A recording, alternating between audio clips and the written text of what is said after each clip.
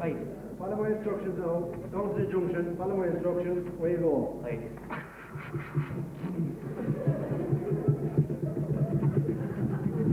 Mind that, my friend. Was it Tom Williams? God bless us all. How was that?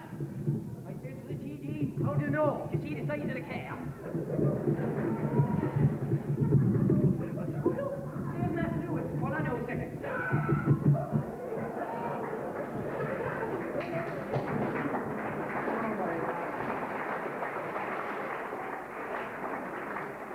Hello, Matt. Hello, it seems at the mayor. Oh, that's all. Only £150 for the bed. Oh my God, I don't believe it. I don't believe it.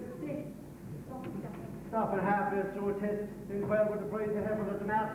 I know, she was shopping. So I mean, Matt Blue didn't have one heifer in years. Mr. Henry, I've got my patience with you. I'm cancelling the test. Does this mean that Pat? No, certainly not. What do you mean? Why don't you do us all a favour and go away to America? That won't work either. Why not? So I mean, the other way over the other way hand side of the wall, don't they? And what's wrong with that? So I mean, the 20% going up the cost of the building there, so.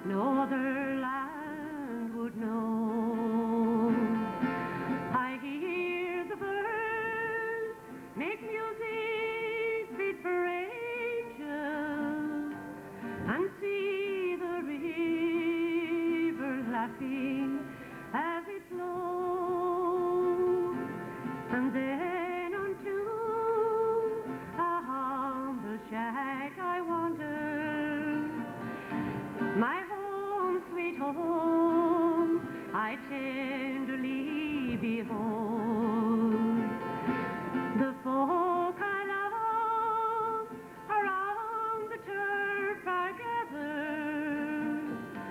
On bended knee the rosary is told, but dreams don't last, so dreams are not forgotten. When we are back to stern reality, for though they paint the footpath here with gold dust, I still would choose my high love Inish free. I still would choose my high love Inish free.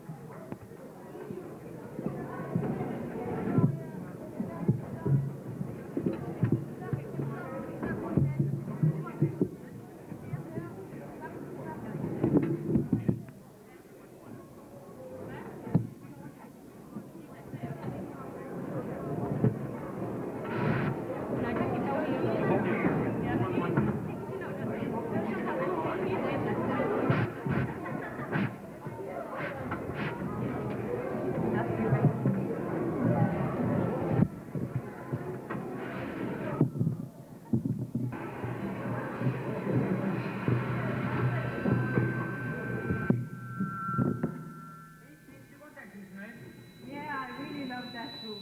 Yes, Dad. Will you ever turn up that noise? Mom.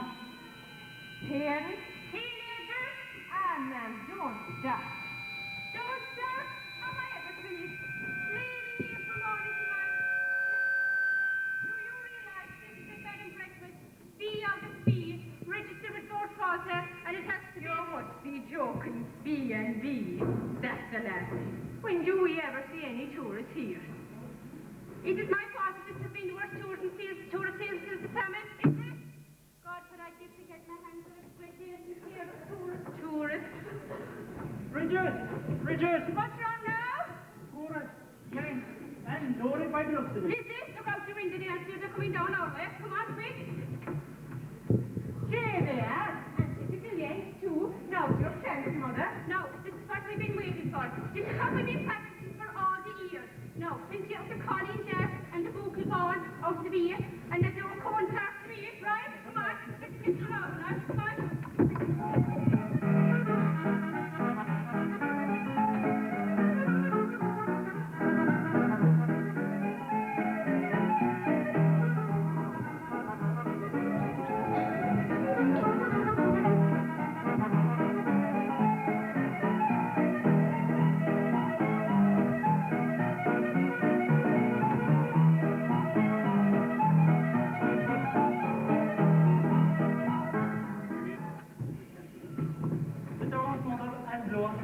Dear, will you go into the room there now and have everything ready? Come on, what are you on now?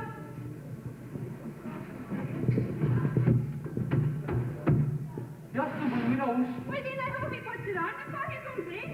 Oh, come in, sir, come in. You're very welcome. Come in. Very welcome indeed.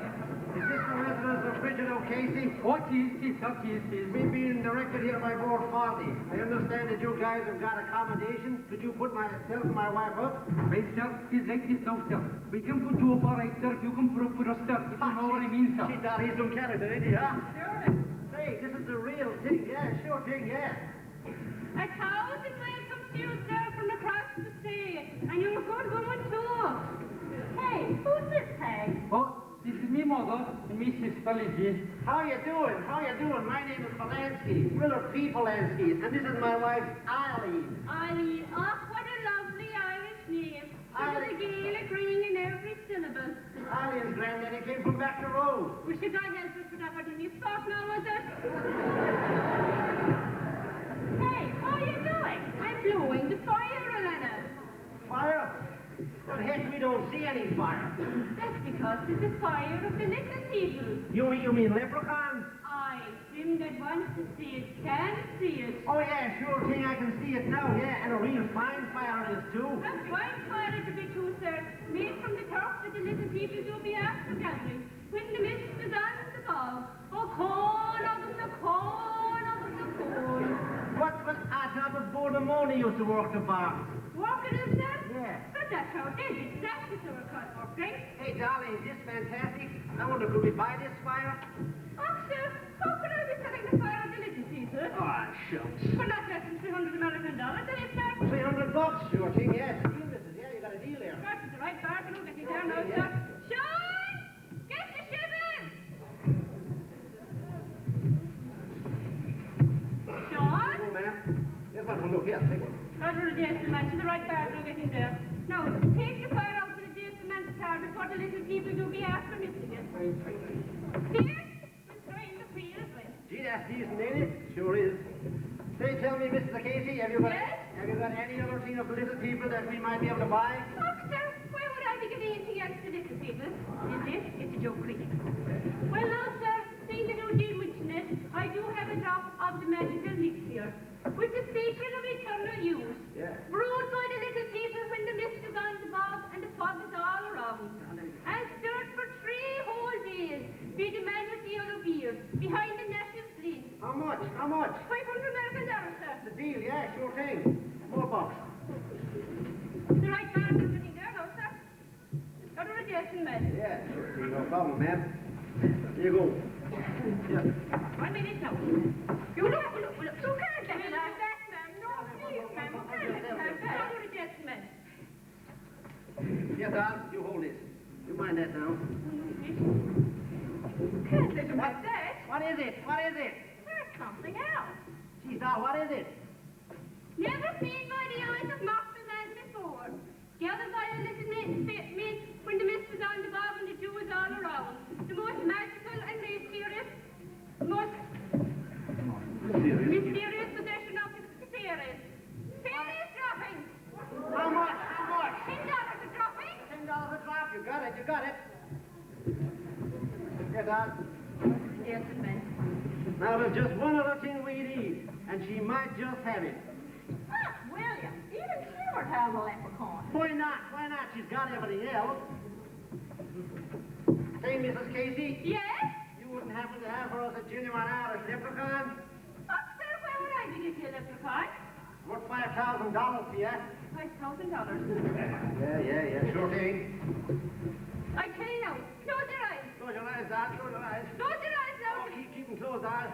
Say God knows you will not vanish from your eyes. Closed, yeah. Hold on your hand out there with the $5,000. Ah, gee, I knew there was a catch here somewhere. You can depend upon it. Mrs. Casey will deliver the goods. My lord, gentlemen.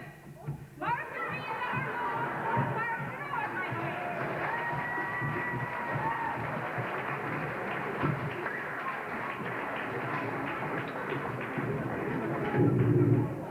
What do we do?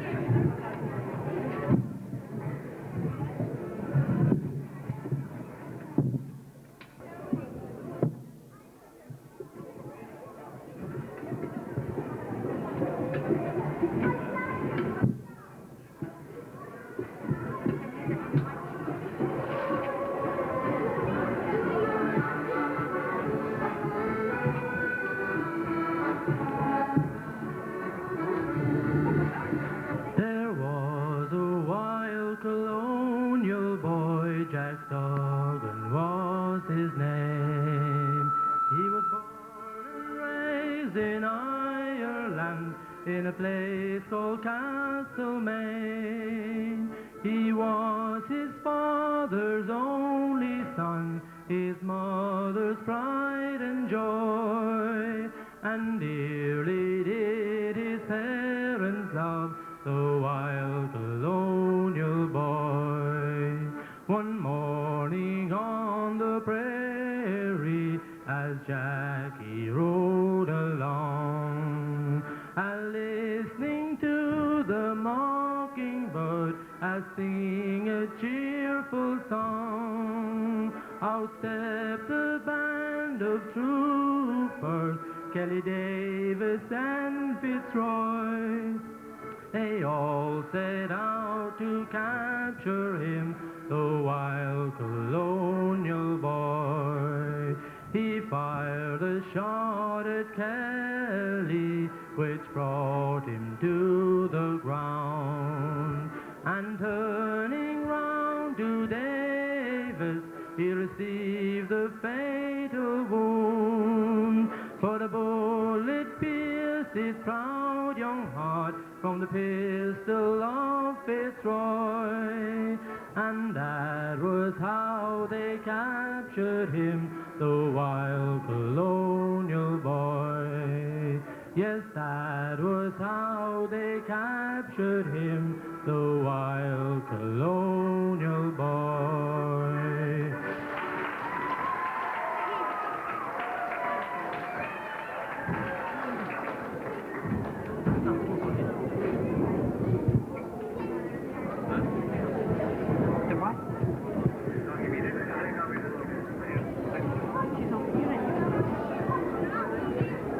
Now, lads, nice and easy. Keep in, Katie. Push in. Push in close to us. Right.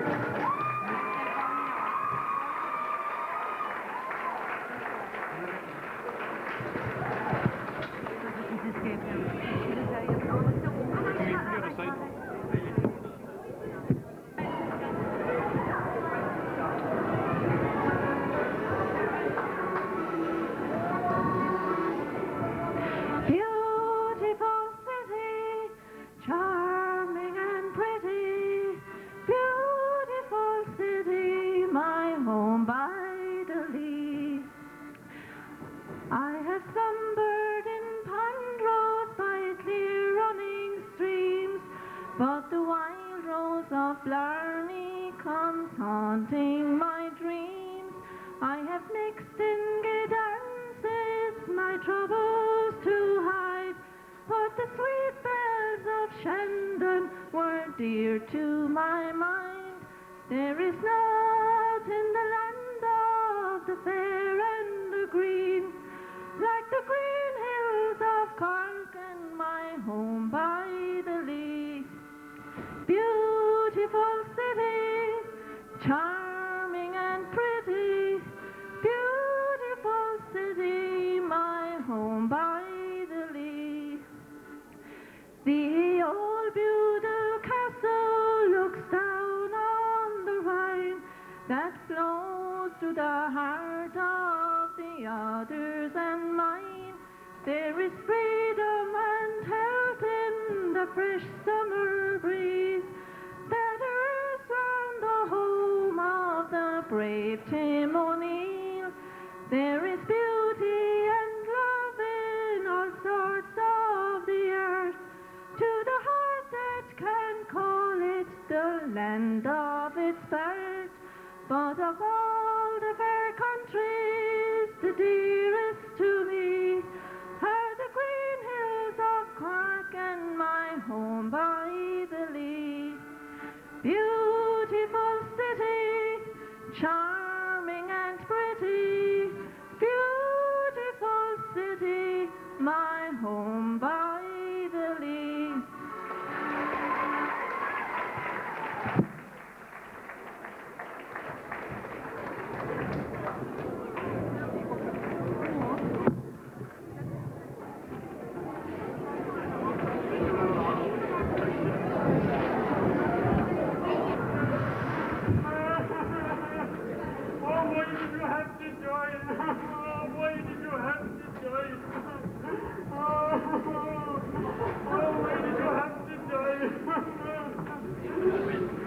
Don't cry, my good man. I'm sure he has found peace with God up in heaven. Well, I hope he has, because he had much peace in this house. Oh, you poor man. You didn't get on with your father then.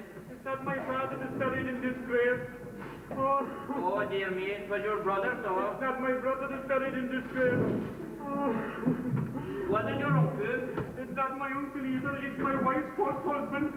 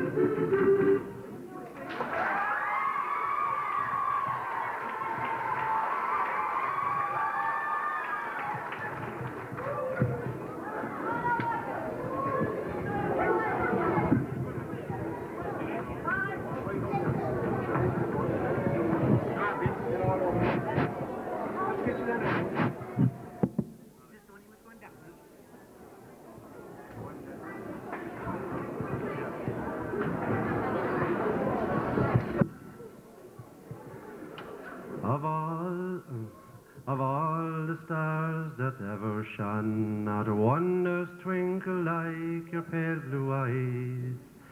Like golden corn at harvest time, your hair. Sailing in my boat, the wind it gently blows and fills my sails. Your sweet scented breath is everywhere. Sailing in my boat, the wind it gently blows and fills my sails. The sun in the sky is like your laugh. Come back to me, my Nancy, linger for just a little while. Since you left me, sure I've known no peace nor joy. No matter where I wander, I'm still haunted by your name. The portrait of your beauty stays the same. Standing by the ocean, wondering where you've gone, if you'll return again. Where is the ring I gave to Nancy Spain? Daylight peeping through the curtains of the passing nighttime is your smile. The sun in the sky is like your laugh. Come back to me, my Nancy, linger for just a little while. Since you left me, sure I've known no peace nor joy. No matter where I wander, I'm still haunted by your name. The portrait of your beauty stays the same. Standing by the ocean, wondering where you've gone, if you'll return again. Where is the ring I gave to Nancy Spain? Oh, where is the ring I gave to Nancy Spain?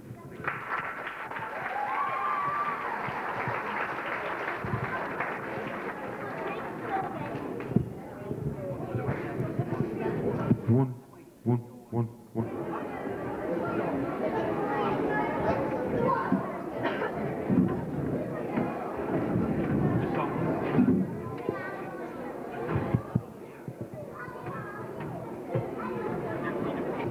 Never saw you looking so lovely as you did tonight.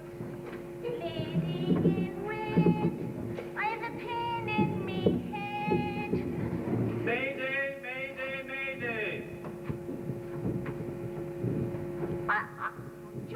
Josie there, come here a mancha.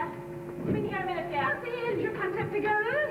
I hear the voice calling, Mayday, Mayday. You must be dreaming, Gertrude. This is only the 11th of December. Therese, I tell you, I hear this. You must be hearing things. Mayday, mayday, this is flight 409, calling Cork Airport.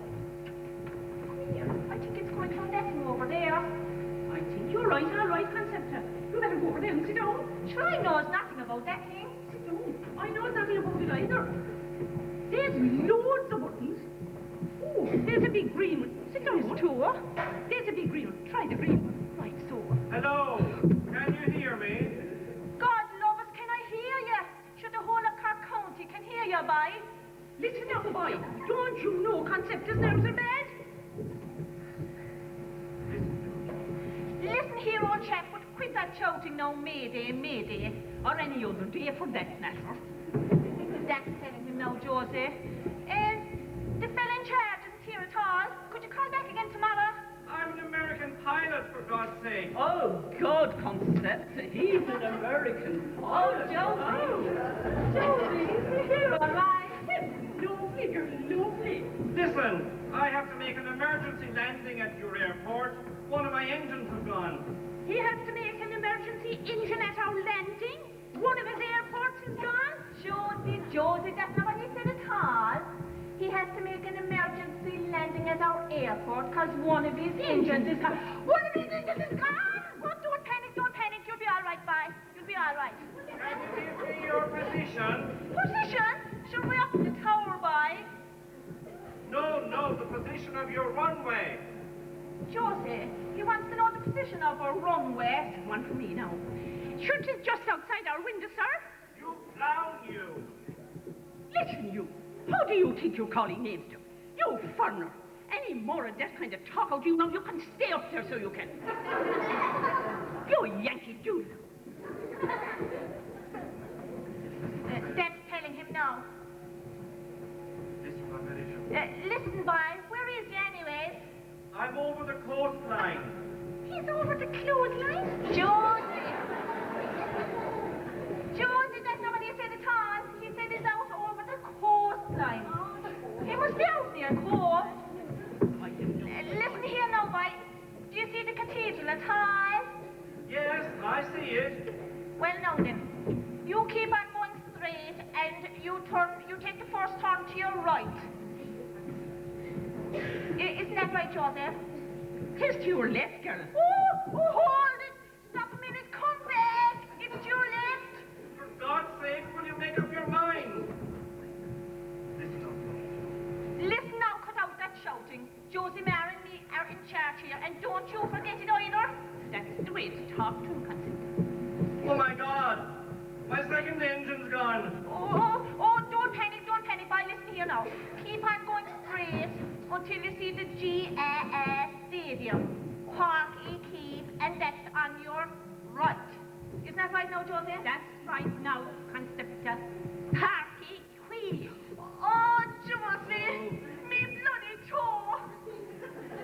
32 counties in Ireland, and you have to stand in my toe. You bloody misfortune, you. Listen, boy, come back now. Keep on going straight until you see Patrick's Bridge. I'm sure if he don't see that, sure he'll smell it anyway. Please hurry.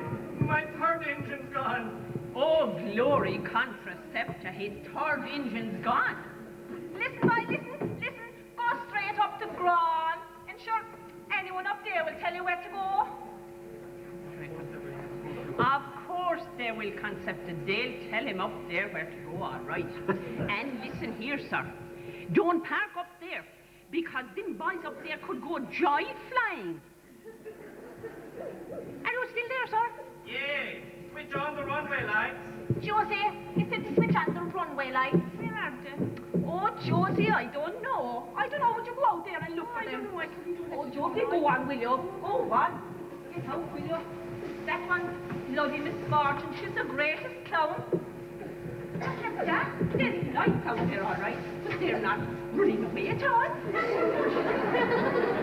Do you know something? That boy was right. You're the greatest agent of all time.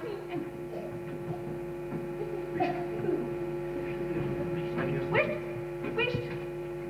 You hear something?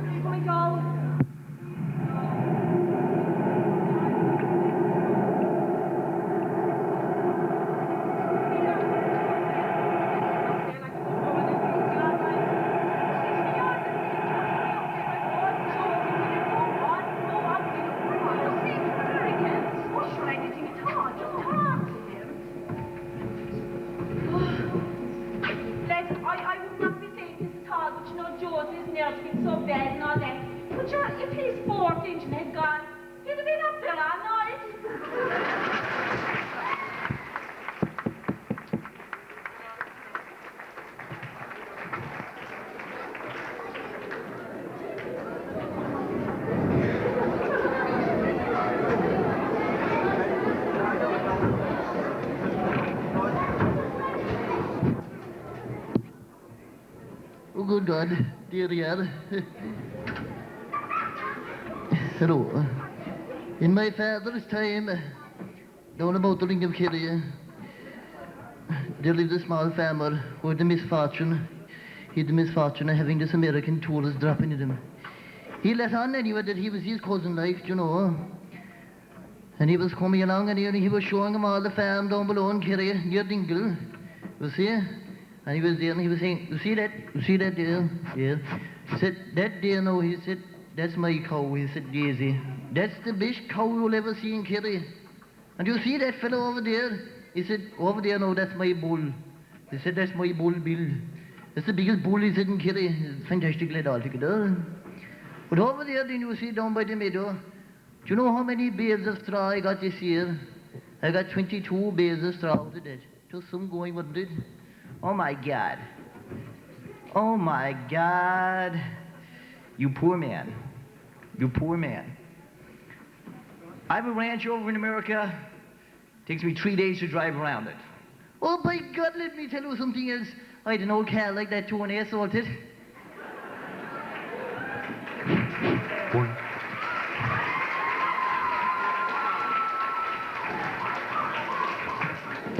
I was inside the doctor the other day. You'll never guess who I saw. Tom Reardon. Huh? Tom walked in anyway, closed the door behind him, and he had a big red face on him, you know. And he walked in, he sat down, he was, Doctor, he said, I have an awful embarrassing problem. No, there's no that. I've an awful embarrassing problem. I'd be inside the furniture shop, and I don't know how to say it. Every time I pick up a piece of furniture, or go towards the till, you know, I'm inclined to break wind. And you know the strange thing about it is, he said, there's no smell of it. It would happen now just like this. I'd be just walking up towards the till, next thing.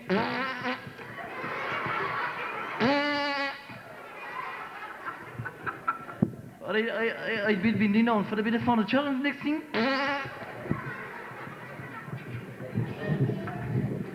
Do you think I have to go for an operation? Doctor told me, I'm afraid you will. On my boom? I said, no, on your nose, boy. Good luck.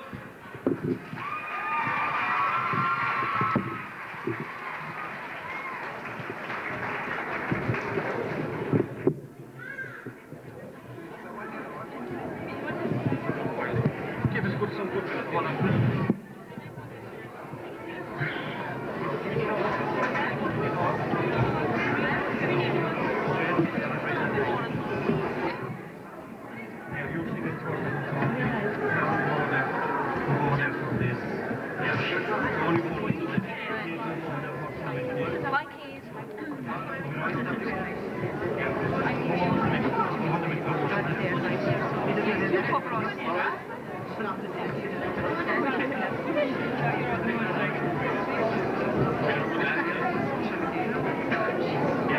Okay, you're right, Frida.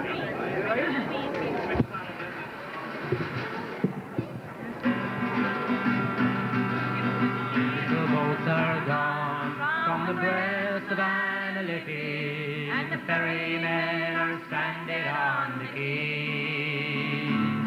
The Dublin docks are dying, and the way of life is gone, and Molly, it was part of you and me.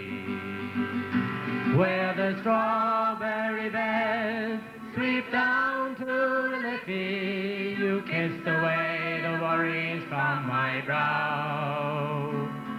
I loved you well today, and I love you more tomorrow. And if you ever love me, Molly, love me now. It's the only job I knew. It was hard and never lonely. The Libby ferry made a man of me. Now I was gone without a whisper, I'm forgotten even now. Sure it's over, Molly, over, can't you see? Where the strawberry beds sweep down to the Liffey, you kissed away the worries from my brow. I love you well today, and I love you more tomorrow.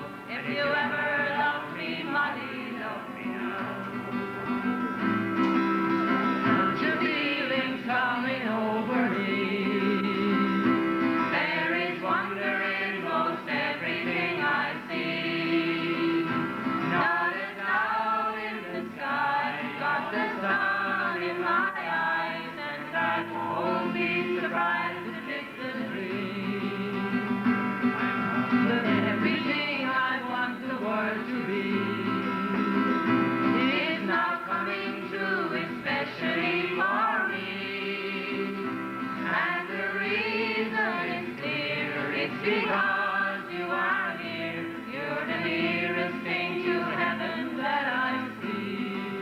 I'm on the top of the world looking down on creation, and the only explanation I can find is the love that I've found ever since you've been around. Your love put me at the top of the world. A long time ago in Bethlehem, so the Holy Bible says, Mary's boy child, Jesus Christ, was born on Christmas Day. Hark now, hear the angels sing, a new King born today, and man will live forevermore because of Christmas Day. Why shepherds watch their flocks by night, they see a bright new shining star. They heard a choir of angels sing, now the singing come from afar. Now Joseph and his wife Mary came to Bethlehem that night. They found no place to bear a child, not a single room was inside. Hark now, hear the angels sing, a new King's born today, and man will live forevermore because of Christmas Day. We wish you a Merry Christmas, we wish you a Merry Christmas, we wish you a Merry Christmas and a Happy New Year.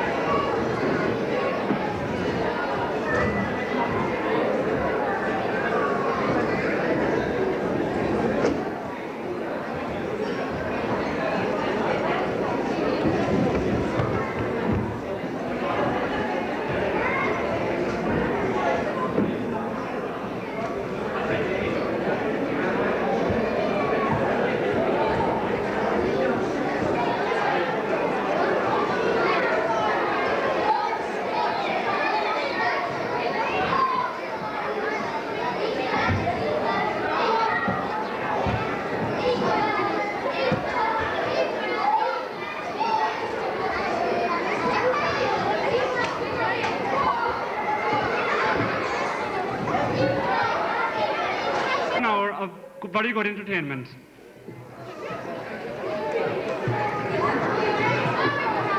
Now we'll ask the children in particular have been very good up to now. Ask you to keep it up. So stay quiet please for the next hour.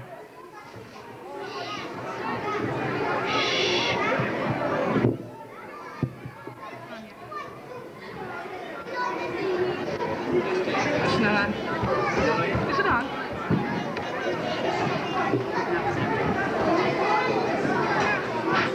Testing.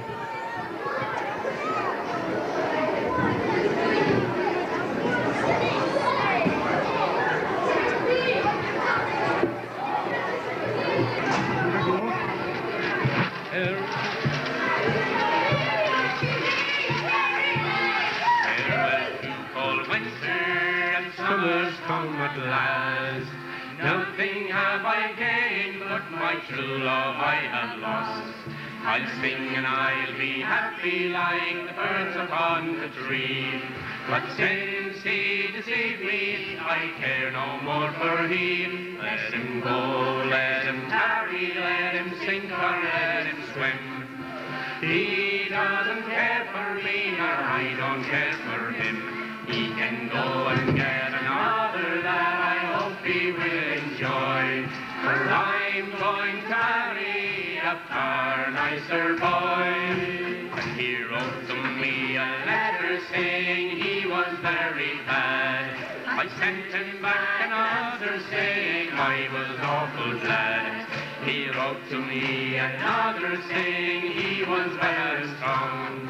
But I care no more for him nor the ground he walks upon. Let him go, let him tarry, let him sink or let him swim.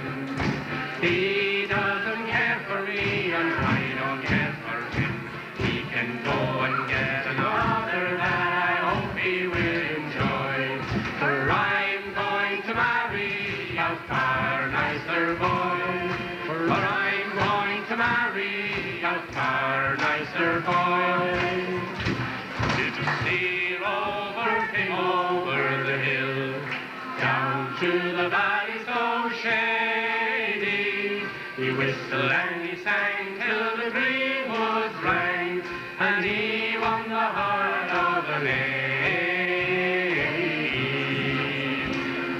Ah-dee-doo, ah-dee-doo, da-day. Ah-dee-doo, ah-dee-day. He whistled and he sang till the greenwoods rang, and he won the heart of the lady.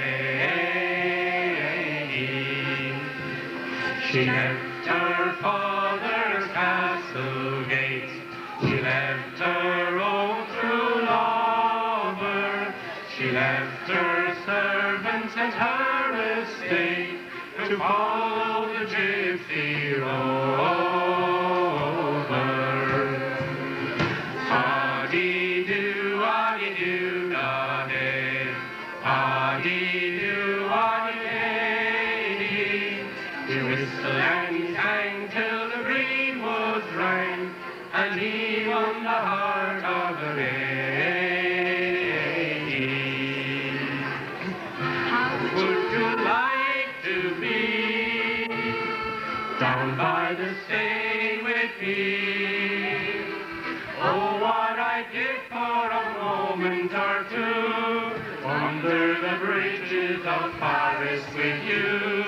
Darling, I'll hold you tight, far from the eyes of night.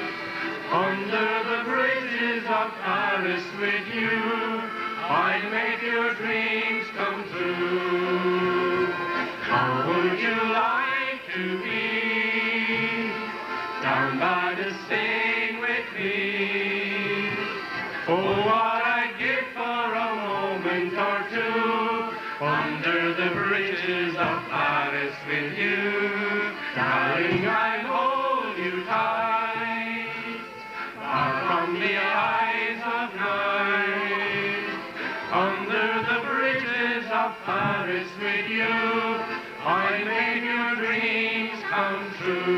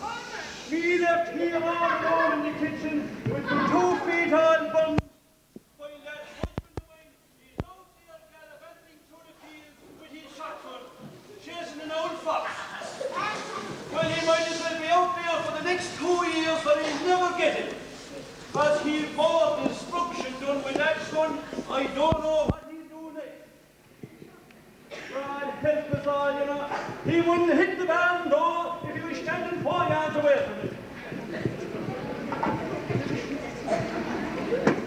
Oh, what is that? What destruction has he done now?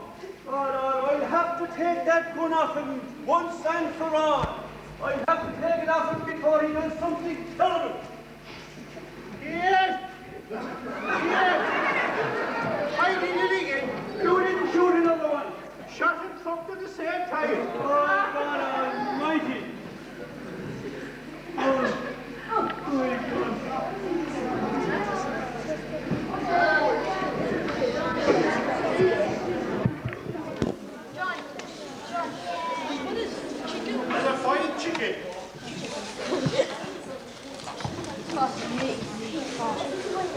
What do you think?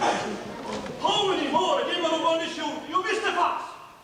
The fox is too big, ain't it? Josie! What happened to your feet? I bombed them making soup for you. And how the blazes could you bomb them making soup for me? Didn't it say in the packet, stop when standing in the cooker for 5 minutes? What do I want to do with that thing? I'd say the best thing to do with it would be to cook it.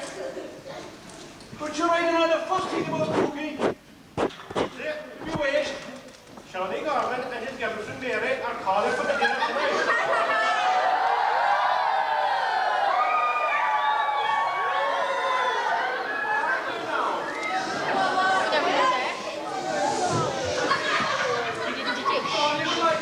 Alright, we always fetch the book.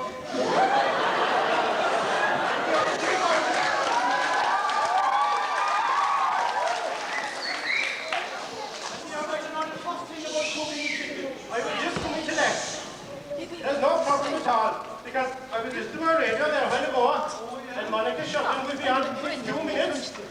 Give you a step-to-step on how to cook a chicken. So all you have to do really is follow the instructions. And just in case you miss it now, I'll turn on the radio.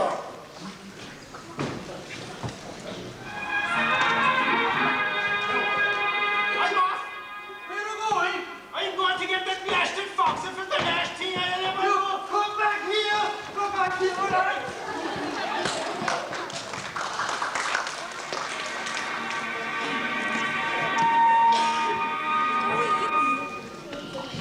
We apologise that we are unable to bring you Monica Shotton as advertised. We shall be hearing instead from Ms. Nuala Ramsbottom, a local doctor, who will speak to you about battling a newborn baby. Meanwhile, a bit of music.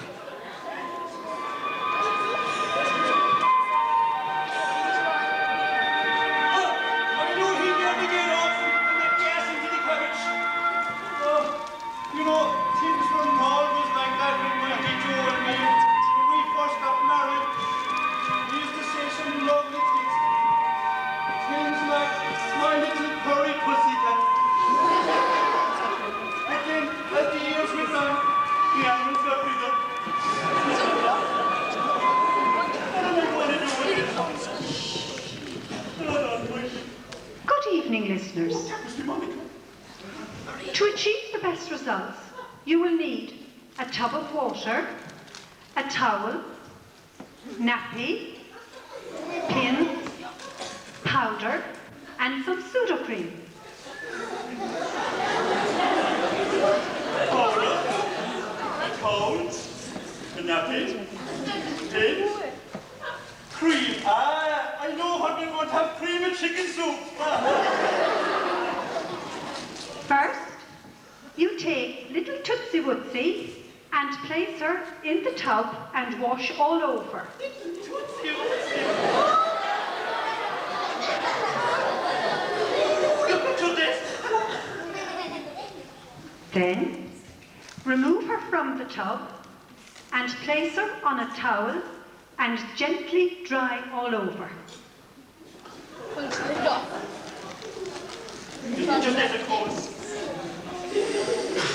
Now, while holding little Tootsie Wootsie with one hand, this leaves the other hand free to sprinkle powder liberally. With particular attention to the arms and legs. And not forgetting in between the little toesy woesies. Couldn't forget the tootsie woesies. Next, using the forefinger of the right hand, take some pseudocream from the container. The 4 fingers of the right hand, wouldn't you think one hand available between the beano? Apply it gently to Tootsie Wootsie's little botty watty. Come on now, Tootsie Wootsie, turn up your little botty watty.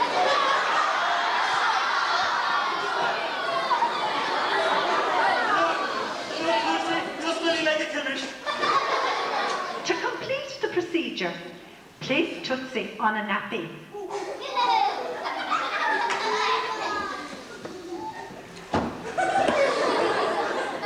Fold it between the legs and secure with a pin.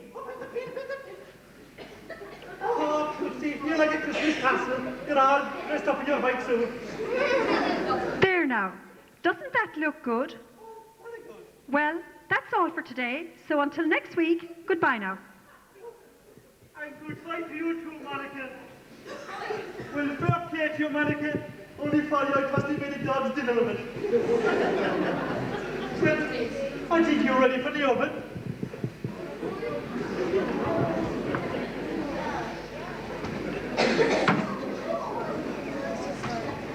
I better tidy up here before my Joe gets back, and he might say all those nice little things again to me.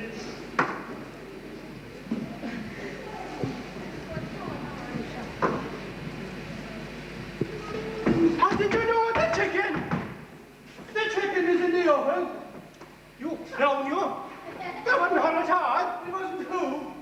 That wasn't Monica Sheridan at all. How do you know? That was a Dr. Ramsbottom or Ramsey or something like that. I'll have you to know I took step-by-step instructions. Well, if she's a no and she's ruined for sure. Take her out. Oh, God almighty. Take her out. What is that?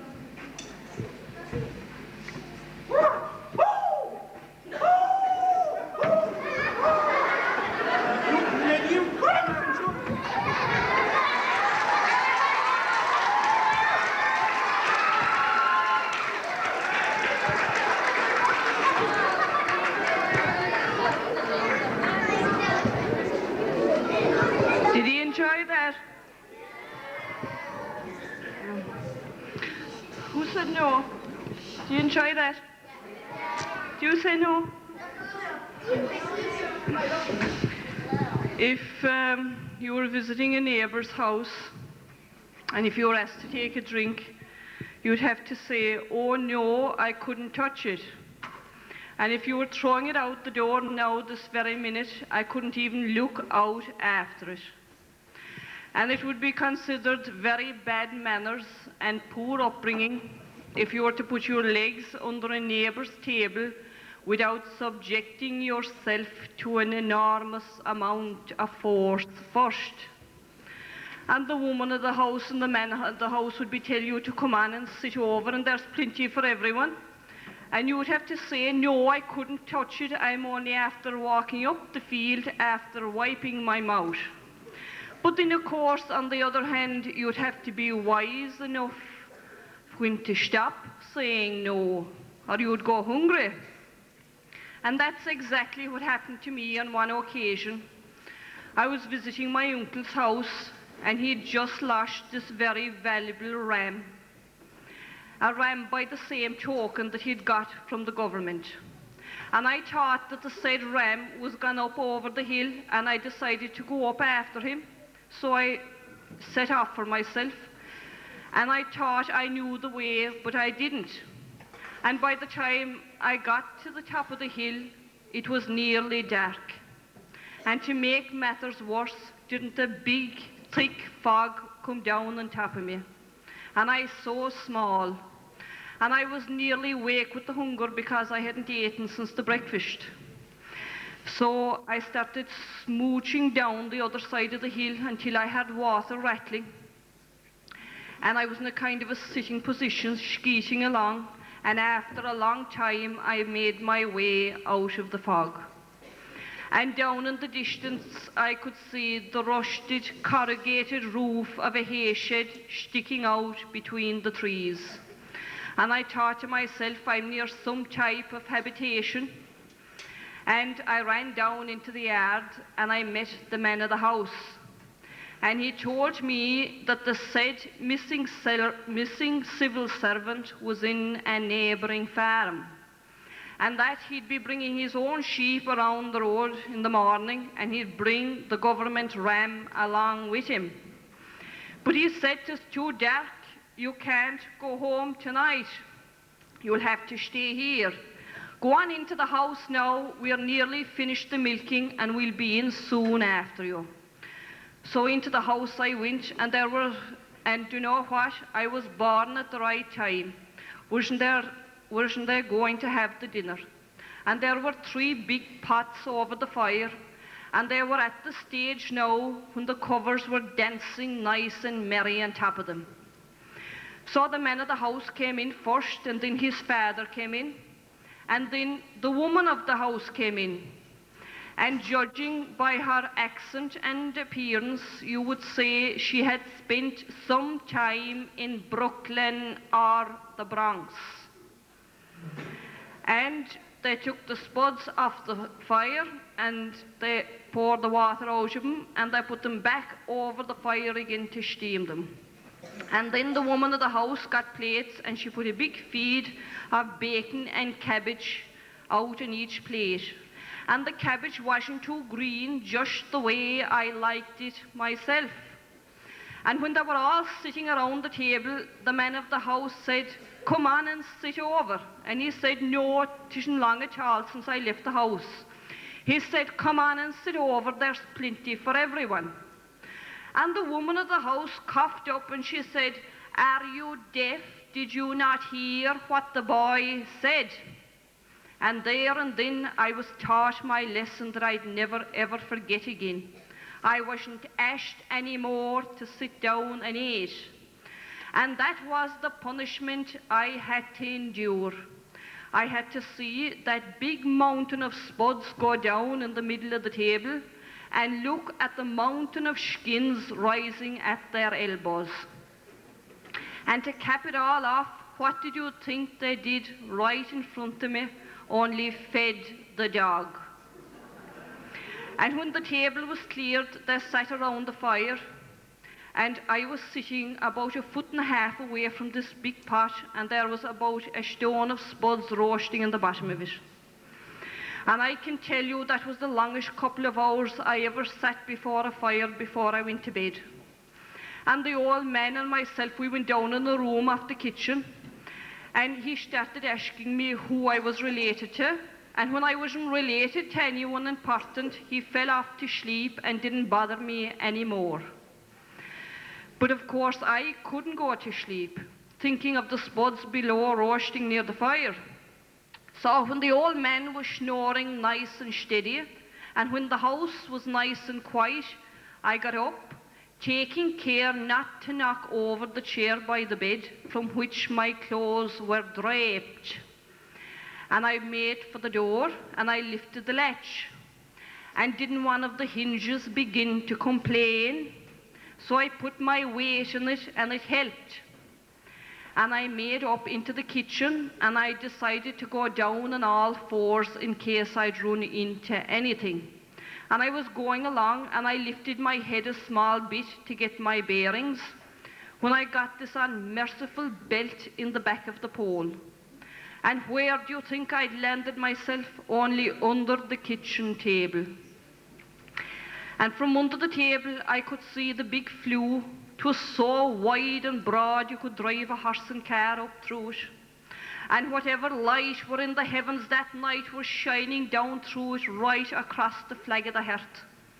And I made my way up to the pot, and when I got up, there was this big heavy cover on top of it. And how was I going to lift that cover off without broadcasting it all over the house? But thank God, God was good to me, and I got the cover off and I put it down on the flag of the hearth.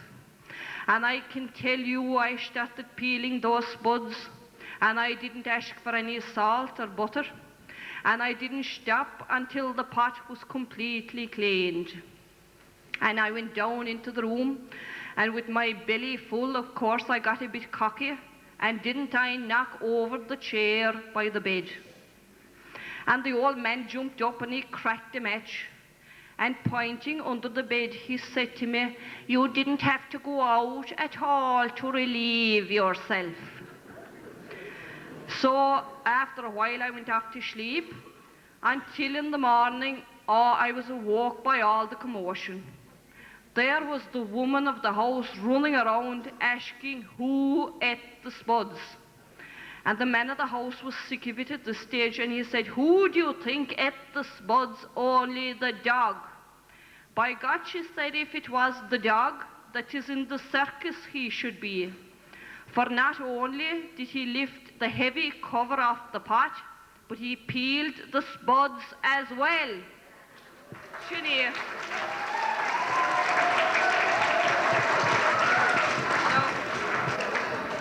There's a sketch coming on now, and I just want to read a few lines leading into it. It's a monk sketch. Francis Bacon once said, "Silence is the virtue of fools," and judging from the happenings in a local monastery, he wasn't far wrong. A bit of quietness now, please, okay? It's a good sketch. Thank you.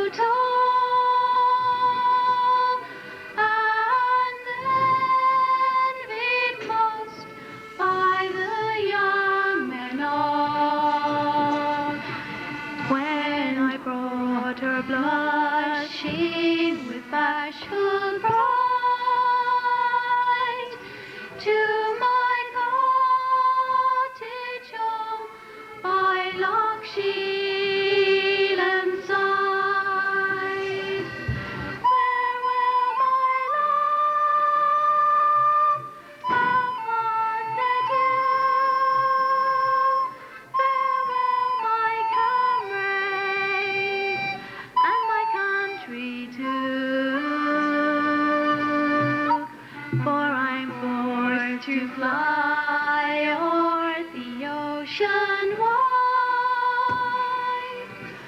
from the home I love shield and side.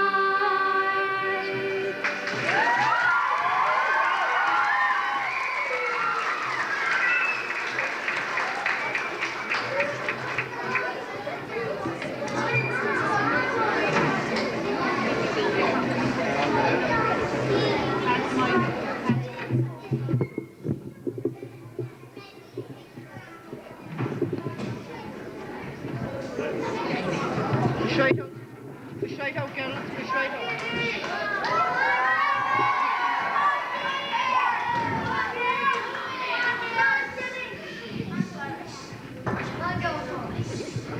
Square off these, for sure.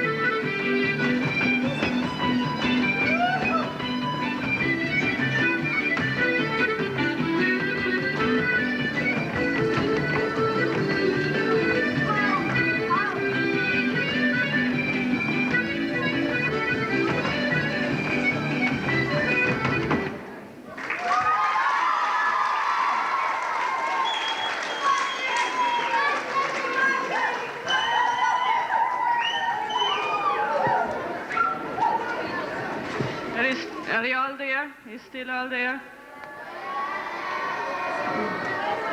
Will anyone come up and give a song or anything? Can you hear? That's what it is here. There was this woman, she was from Ballyvourney, and she spent a long day shopping in Cork City. And she had a big bunch of children at home, and she thought the best thing to take home to them would be a couple of bags of buns after the big day shopping. So she looked around the city, and after a while, she eventually found the shop that was selling the buns. And in she went, and she noticed that the shop was spotlessly clean. And the shop now, it was being run by foreigners. And she walked up to this man behind the counter, and she put her finger up on each bun that she wanted. I want that bun, and that bun, and that bun. And with that, the assistant behind the counter got awfully excited. "Excuse me, madam," he said, "did you not read the notice? Nothing touched by the human hand on these premises." And with that, he stretched up and he got the silver tongs down. And he put each bun in the bag with the silver tongs. And when he'd finished packing the buns, whilst he was packing the buns, the Ballyvourney woman had noticed this twine tied around the collar of his coat and going down inside his jumper. And when he'd finished packing the buns, she said, "Excuse me, sir," she said, "but could you tell me what have you the twine tied around the collar of your coat for?" Oh, hygiene, ma'am. Nothing touched by the human hand on these premises. You see, when I go to the toilet, I just pull the twine. And the woman took her bag of buns and she made for the door. And by God, when she was at the door, didn't the penny drop? And she turned back to him and she said, well, now, sir, will you pardon my inquisitiveness? I understand how hygienic the cord is around the collar of the coat. But will you tell me, when you've the job done, how do you get everything back in its place? And the assistant behind the counter replied, oh, the tongs, madam.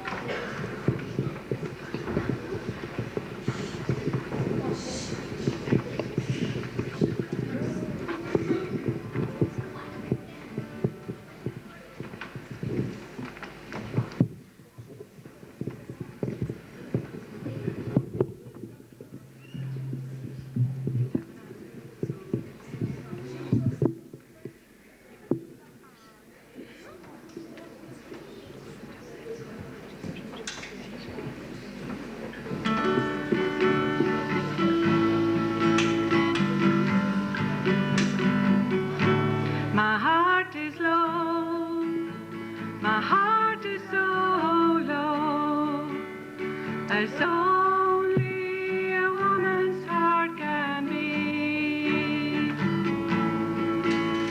as only a woman's,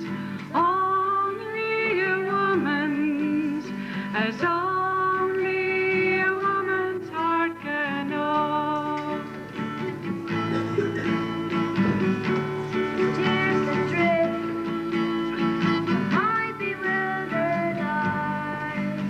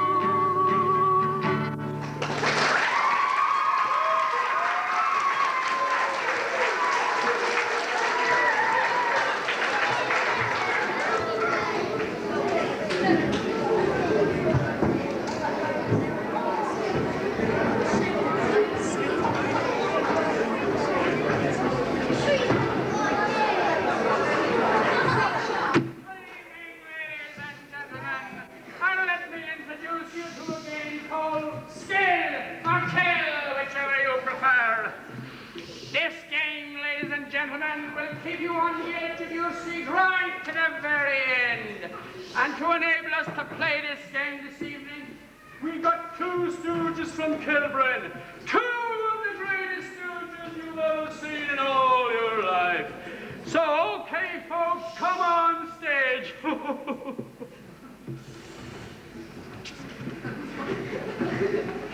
Oh, there you, sir. You certainly look like a man that could shoot straight. Take that loaded gun and get the feel of it. And you, sir, you make the perfect target. Come along here and just relax. Just put your hands out that way and you will be just fine. I'll take it, sir. I take off his own coat. Oh, he wants to take off his coat, ladies and gentlemen. What a pity if it got to him.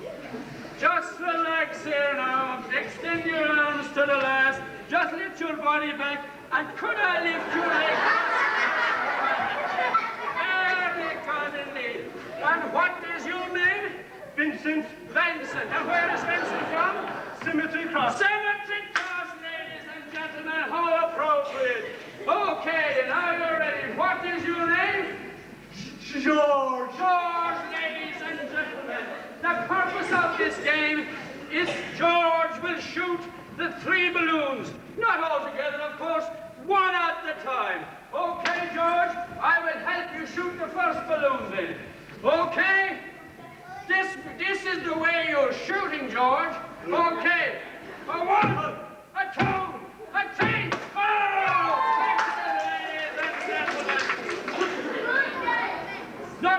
Not to market him. Are you feeling okay? You're feeling perfect? Not to stretch him. Oh, very good. Okay, then. And you, George? Tell me, George, what do you do for a living? I make contact lenses. He makes contact lenses, ladies and gentlemen. Let's see if he can make contact with the second balloon. Okay, then, George. This way. A 1, a 2, oh, my God, George, we'll have to try it again. Did your gun get stuck? Oh, my God, just let us have a look at it. Right, okay, let's try again. 1, a 2, a 3. Oh, she failed to go again. What will we do with it, George? We'll have to get another gun, I'm afraid. Huh? This gun will not stop. Oh, it has gone out. Right, okay. Okay, you seem perfect there, sir. Very good. And will you ever tell me, is your wife in the audience? She is. And is she enjoying the show? I wouldn't say so. You wouldn't say so. And tell me, do you have a family? I do. And do you intend having some more? They are the people down to shooting. Oh, very good. Okay, then, George. The third balloon is now our target. But, gentlemen, this time, George will shoot on his own. Hold it. Back again you go, ladies and gentlemen. Mustn't he go back? Go back again. No problem in the world. Just relax. Just relax and you'll be fine. Okay, George. On your own this time. And you will shoot the third balloon. Okay, George? A 1, a 2, hold it.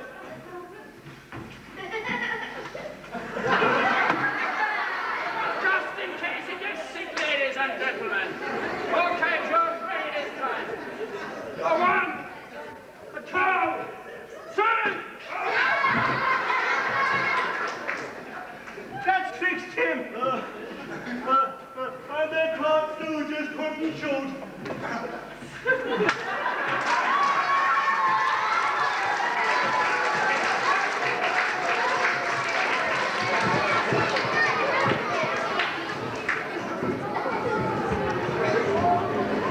Wasn't that good? Can you sit through one more joke? Can you? Just one more, please.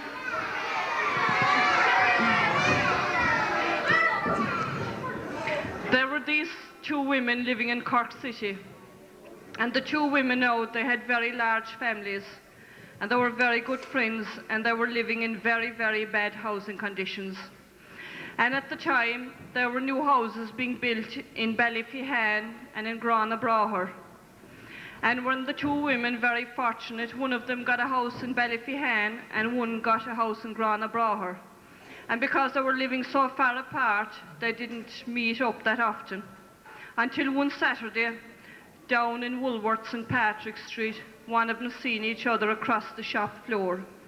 And this was when Woolworths was Woolworths. There was loads of small little shops around the shop floor and a girl standing behind each counter. And Mary spotted Maggie May across from her, and she says, "Maggie May," she says, "girl, stay where you are and don't stir till I get across to you. Come here, girl, you're a pure cure for sore eyes, and 'tis fine you're looking. Sure, you're looking fine yourself." And with that, then one of the children knock a brush off the top of the counter, and the mother says, "What are you at it for, girl? Will you put it back up? You think there wasn't an ounce of breeding in you?" And the mother started examining the brush, and she says, "Wish you Molly May," she says, "what's that brush for?" "Do you know what?" she said, "if you knock me dead this minute, I couldn't tell you what that brush is for." We lashed the girl behind the counter.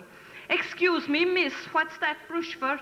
"Oh, ma'am," she says, "that's a lavatory brush." "We should be God if 'tis a lavatory brush. And come here now, Maggie May," she says, "haven't we lavatories in our new houses? And couldn't we be as good as the priests, the doctors and the solicitors and have a lavatory brush of our own?" "We'll have 2 lavatory brushes, please, ma'am, in separate bags." So off they went out the door their separate ways, and they didn't meet for a good few weeks again.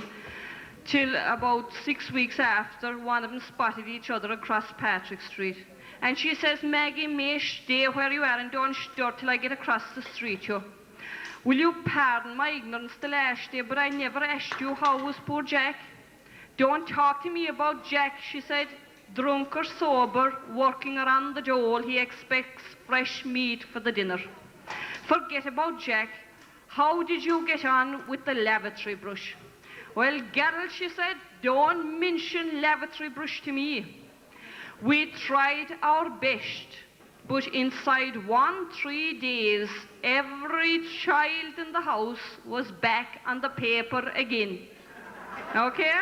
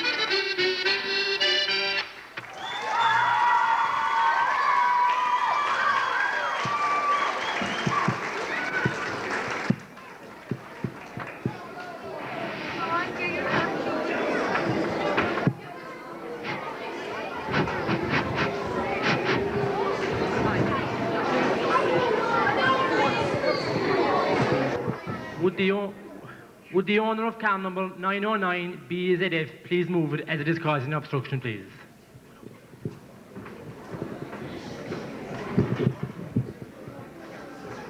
Give me the lead, please. Give me the lead.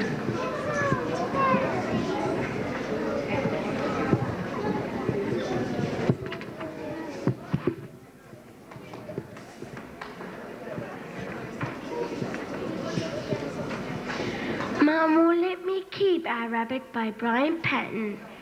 Mom won't let me keep a rabbit. She won't let me keep a bat. She won't let me keep a porcupine or a water rat. I can't keep pigeons. I can't keep snails.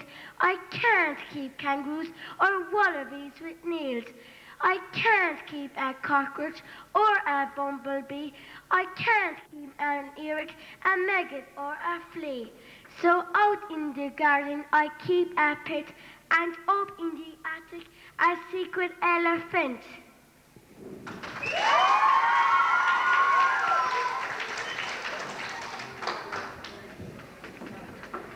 Witch, witch, if you meet a witch, don't scream and run. Whatever she does, it's only fun. If she turns you into a frog, don't croak. She's only teasing, it's only a joke. If she sends you to sleep for a year or more, don't bat an eyelid, just smile and snore. If she pops you into a pot, keep calm. Don't get into a stew, she means no harm. But if she pulls out a bib and cries, yum, yum, then scream the place down and run home to Mom.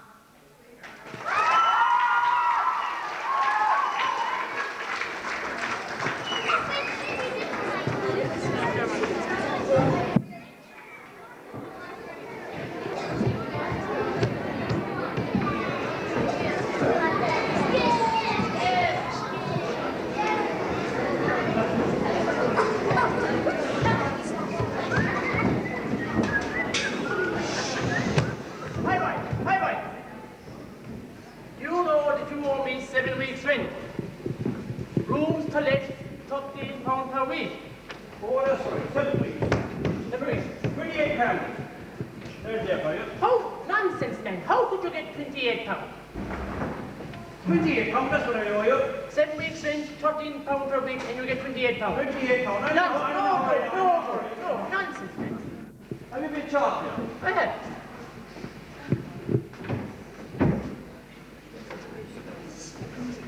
£28, 7 weeks.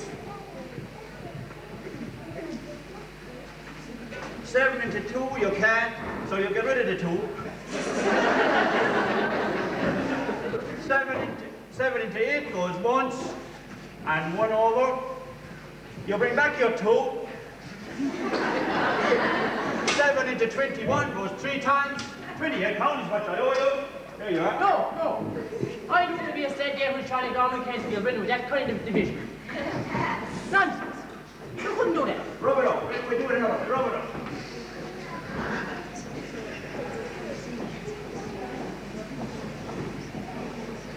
£13 a week, he says.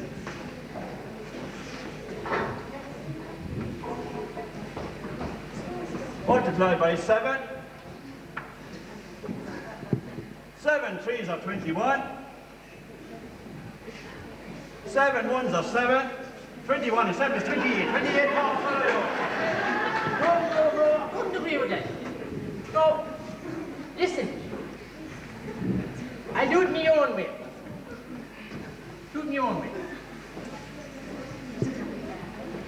It's £28. No. It's 7 weeks rent at £13 a week. £13. No.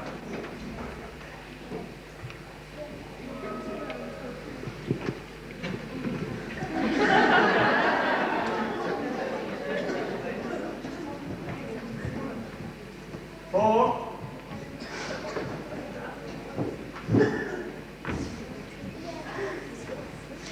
I think you need another one. Very good now. No,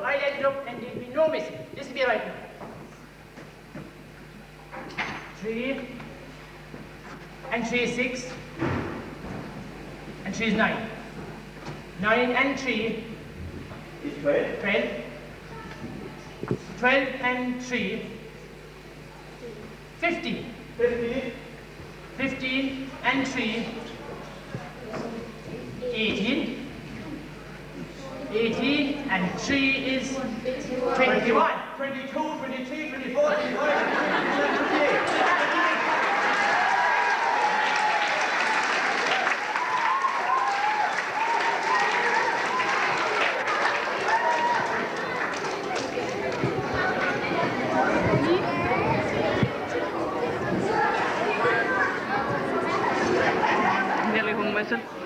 There was this great character in Cork some years ago. His name was Andy Gaw.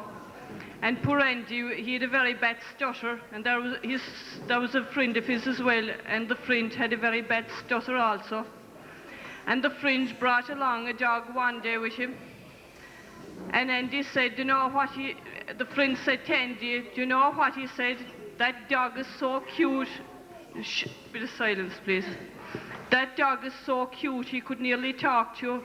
By God, Andy says that makes 3 of us that can nearly talk.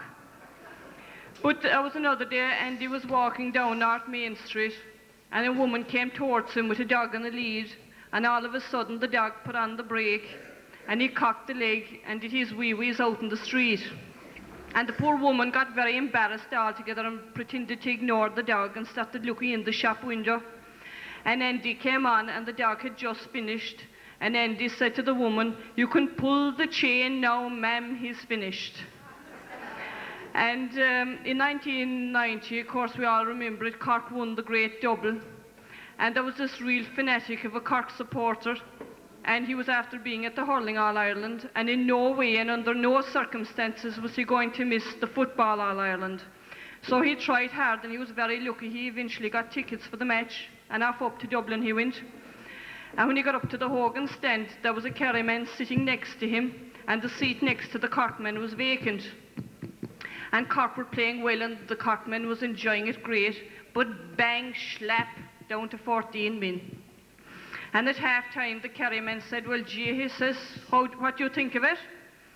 And the Corkman said, gee, he says, I don't know. He said, they were playing well, but he said, to be had against Meath now with only 14 men.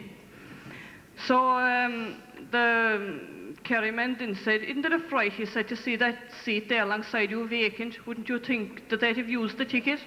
And the Corkman said, you see, he said, that's the wife's. I got that ticket there for the wife and she couldn't come to the match. She's dead. And the Corkman said, you know what, he said, Cork are playing well, you know, Danny Cullity, he didn't do a bad job out there at all. I still think at the end of the day they might pull it off. And the Kerryman, butting in again, said, isn't it amazing that you couldn't get some one of our children to come to the match with you, seeing as the wife couldn't come? Well, he said, I went out of my way and I asked every damn one of them, but they were all staying at home for the funeral. That's it.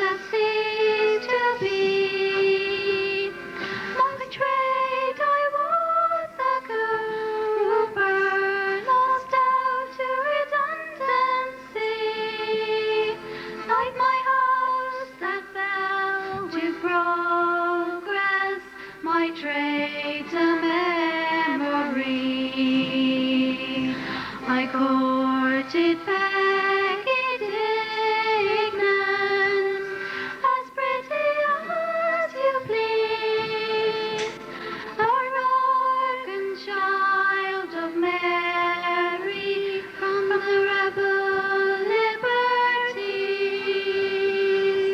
I lost her to a stew chop with skin as black as coal, when he took her off to Birmingham, she took away my soul.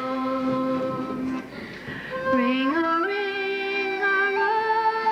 rosy, as the light declines, I remember Dublin city in the rare old times.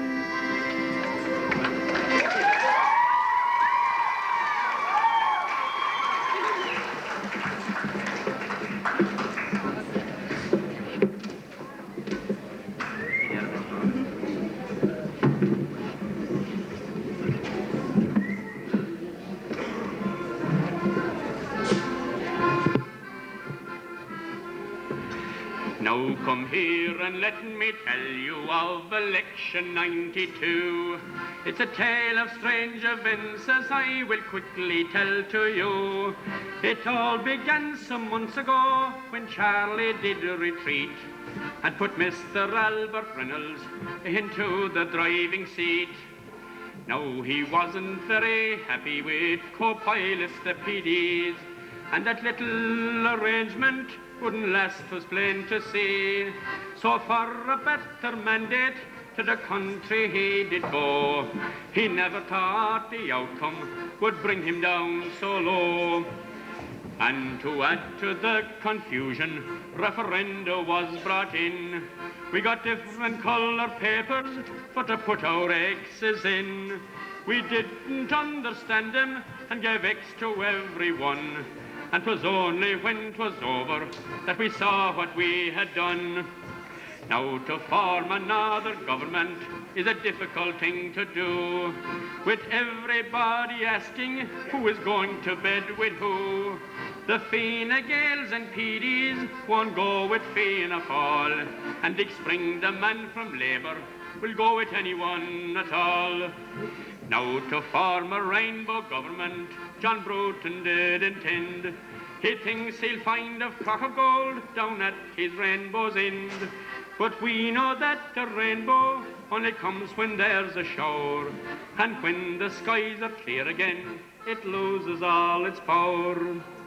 Austin Curry, he lost favour when he spoke out for Dick Spring. His colleagues in the party, they were stunned at such a thing. They would have bought him right away, but need his precious seat.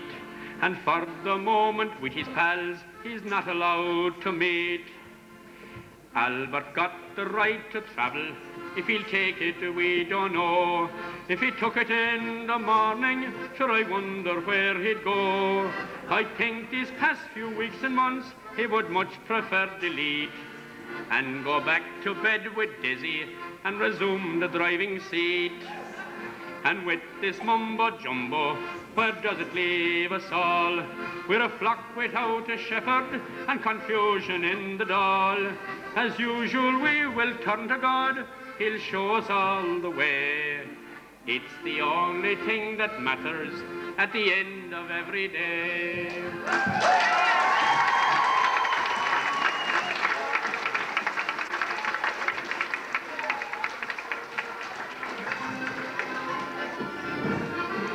We're on the one